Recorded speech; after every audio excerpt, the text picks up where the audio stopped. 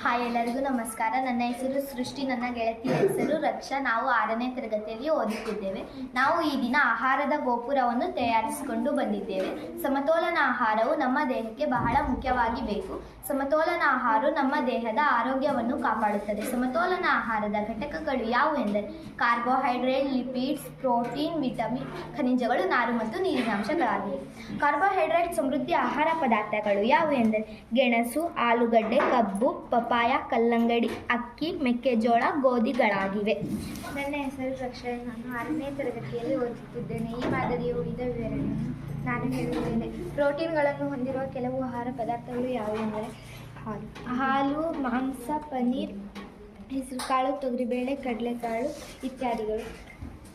ವಿಟಮಿನ್ಗಳನ್ನು ಹೊಂದಿರುವ ಕೆಲವು ಆಹಾರ ಪದಾರ್ಥಗಳು ಯಾವುವು ಎಂದರೆ ಮೀನಿನ ಎಣ್ಣೆ, ಹಾಲು, ನಿಂಬೆ, ನೆಲ್ಲಿಕಾಯಿ, ಮೆಣಸಿನಕಾಯಿ, ಯಕೃತ್, ಕ್ಯಾರೆಟ್, ಅಕ್ಕಿ, ಗೋಧಿ ಇತ್ಯಾದಿ.